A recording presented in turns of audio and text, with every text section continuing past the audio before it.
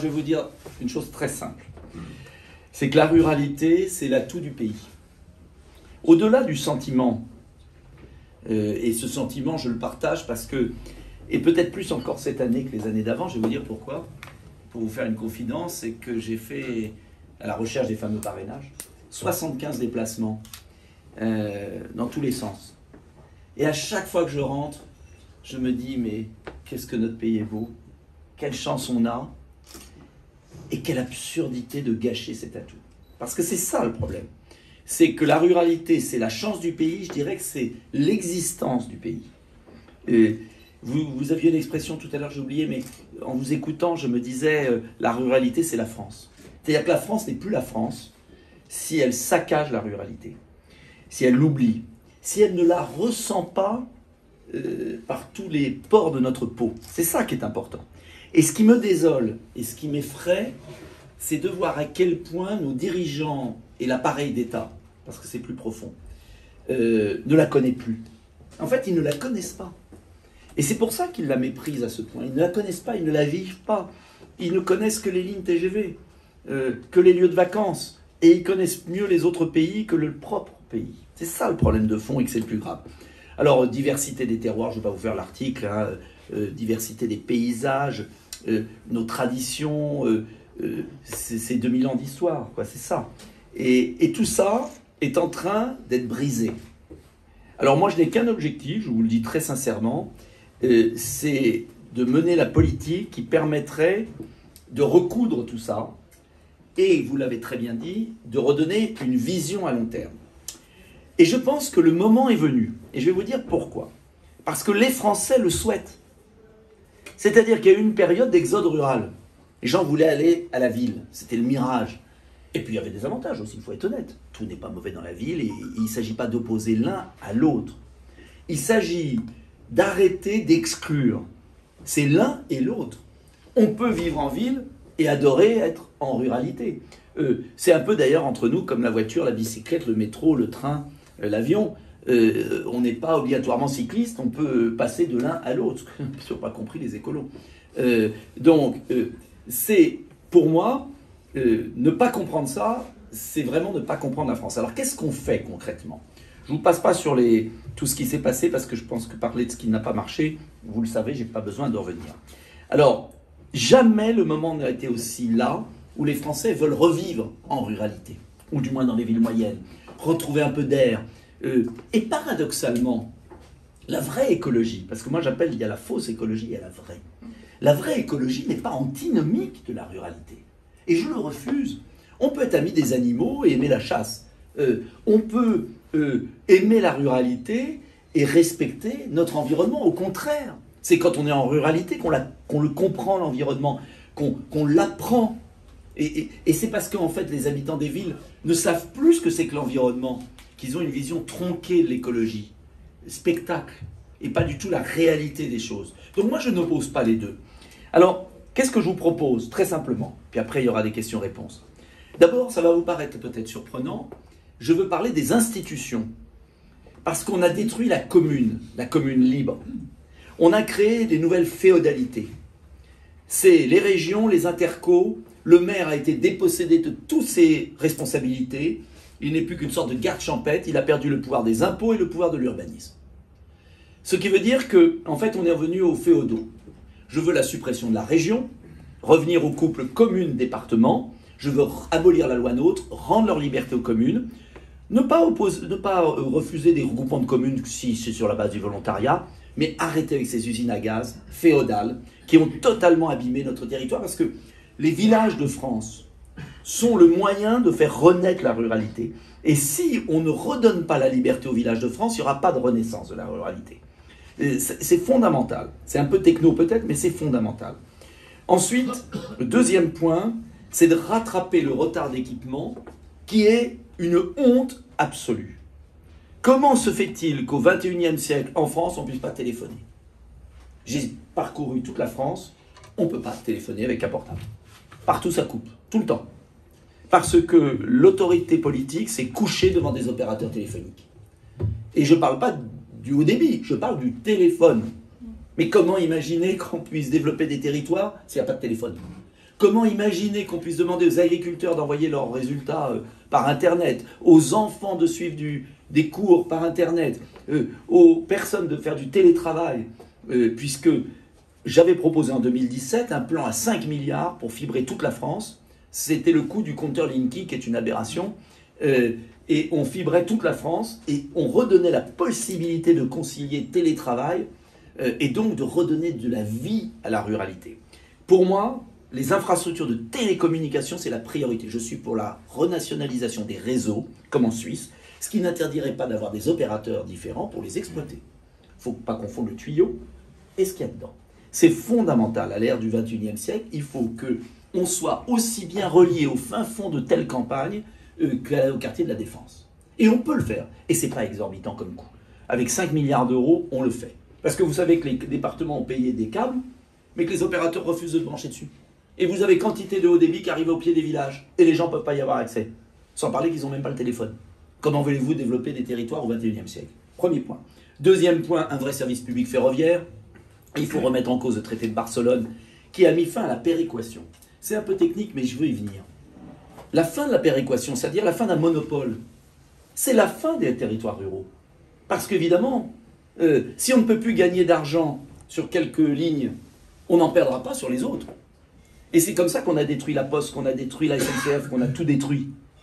Et il faut revenir à des monopoles publics sur quelques grandes opérations. C'est la seule solution et abandonner cette Union européenne qui nous tue à petit feu. La Suisse l'a très bien fait pour quantité de ses équipements. Et la Suisse n'est pas un pays collectiviste, et la Suisse est un pays libéral, et la Suisse a moins d'impôts. Et pourtant, ils savent développer leur territoire. C'est fondamental. Il faut bien sûr arrêter les regroupements des écoles, cette théorie fumeuse des technocrates parisiens que quand c'est regroupé, ça va mieux. Mais excusez-moi, c'est aux enseignants de se déplacer, c'est aux médecins de se déplacer. Et c'est pas aux patients de faire 100 km pour aller se faire soigner. Et c'est pourquoi je veux rouvrir un hôpital par département, notamment dans les zones désertifiées. Vous savez qu'on a fermé, ils ont fermé, parce que moi j'étais pas, et un tiers des maternités, sur plus de 700 maternités, il y a un tiers qui a été fermé, plus de 200. Comment peut-on fonctionner comme ça? On a détruit les services publics. On a détruit les services publics en zone rurale et dans les petites villes. Il ne faut pas s'étonner que les gens aient envie d'en partir ou ne puissent plus y vivre.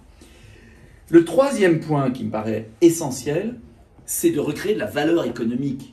Parce que ce n'est pas avec des services publics qu'on y arrivera. Et souvenez-vous de la politique de la DATAR du général de Gaulle.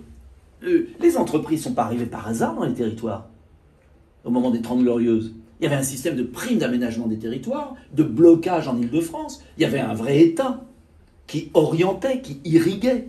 Je veux reconstituer des vraies primes d'aménagement du territoire. Il faut, et vous l'avez mis dans vos propositions, ce qui a été fait dans certains quartiers de banlieue, pourquoi on ne l'a pas pour des territoires ruraux, pour des territoires désertifiés en activité économique, parce que s'il n'y a pas d'emploi, il ne peut pas y avoir de développement économique. Et même le télétravail ne suffit pas, c'est une évidence. Et ça, on peut le faire. Je ne parlerai pas de l'agriculture, et c'est une évidence, si on ne change pas la politique agricole commune, si on ne s'extrait pas là aussi de l'Union européenne. On dépense on donne 10 milliards d'euros net à l'Union européenne. On peut très bien avoir une politique agricole nationale, comme le Canada, comme la Suisse. Ça marche très bien. Pour permettre à nos petites exploitations adaptées au territoire de survivre. Parce qu'une agriculture mondialisée ne survivra pas dans le Massif central, dans les Alpes, dans les Pyrénées, partout. Et vous n'aurez qu'une agriculture qui deviendra finie. 52 000 exploitations d'éleveurs laitiers contre 120 000 il y a 20 ans. Et demain, on sera importateur de lait. Voilà la réalité. Donc il faut peut-être traiter les causes des problèmes. Enfin, je voudrais qu'on parle de l'écologie. Une écologie, une vraie écologie. J'appelle quoi la vraie écologie? Dans mon projet, vous regarderez les 100 décisions que j'ai publiées sur Internet, j'aborde la question écologique parce que je crois qu'on aurait tort de laisser l'écologie au vert. Et qu'on aurait tort de se désintéresser d'une préoccupation légitime de notre jeunesse. Et qu'il n'y a pas incompatibilité. Et que je n'accepte pas la caricature des Verts.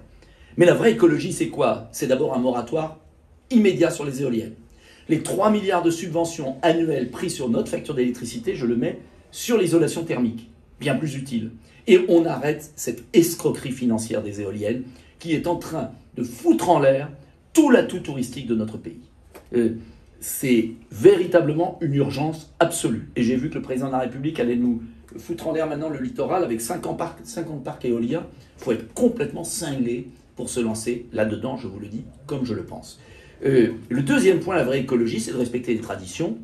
Alors moi, je vais vous surprendre. Je sais qu'on m'a beaucoup critiqué sur certains points, mais moi, je considère que la chasse,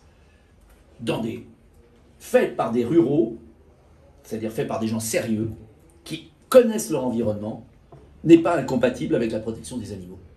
Et j'ai vu des chasseurs qui aiment les animaux, qui aiment et qui ne sont pas des viandards.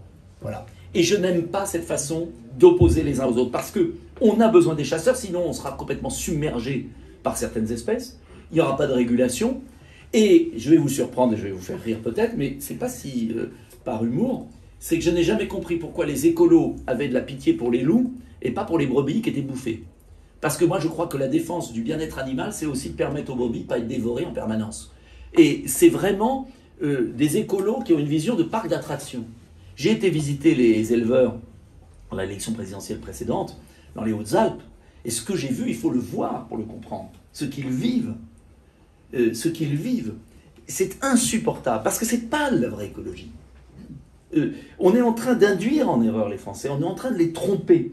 Et je pense au contraire que la vraie écologie, c'est une harmonie entre l'homme et la nature, que ça exige l'apprentissage ancestral de coutumes, que parfois ça exige des évolutions. Car moi, je ne vais pas vous dire, parce que je suis là, il faut tout garder comme avant. Il y a sans doute des évolutions à avoir. La souffrance animale est une de mes préoccupations, et je pense qu'on peut faire mieux. Mais pour autant, il faut vraiment réconcilier les deux, parce que je pense que les Français sont capables d'aimer la bonne chair, ce qu'ils aiment, et aimer un bel environnement. Je trouve vraiment qu'il y a un chemin critique à avoir qui est possible. Voilà ce que je voulais vous dire. J'ai sans doute oublié des choses que je voulais vous communiquer, mais dans l'ensemble, ce que j'aimerais, pour conclure, c'est qu'on ne parle pas de ruralité uniquement dans un sens folklorique. C'est-à-dire que vraiment, on donne les moyens de vivre harmonieusement au XXIe siècle en ruralité. Vous comprenez ce que je veux dire? C'est que pour moi, la ruralité n'est pas une réserve. C'est un territoire vivant. Et on doit pouvoir vivre de manière équilibrée. Et tout l'enjeu, c'est de renouer avec une grande loi d'aménagement. Moi, j'appelle plutôt la loi d'équilibre du territoire. Et Charles Pasqua est le dernier qui a fait une vraie loi d'aménagement du territoire. Mais cela exige de prendre de vraies mesures et d'arrêter cette politique au fil de l'eau. Et ça doit se concrétiser par 1 euro investi en ville, 1 euro investi dans les villes moyennes et en ruralité. Ça exige vraiment une refonte complète des dispositifs publics. Et ceux qui viendraient ici vous dire « je vous aime », comme ils vous font à chaque coup, si ce n'est pas traduit par une remise en cause de la logique économique et financière qui met tout sur les métropoles françaises et qui est en train de fabriquer des problèmes sociaux monstrueux, des déracinés, alors même que les Français devraient avoir la chance de vivre au plus près de ce qu'ils aiment, de leur vie, de leurs racines, eh bien, vous mentirez. J'étais un peu long. Non, parfait. Non, vous êtes... Avec les 29 choix que vous avez fait de co-signer notre proposition.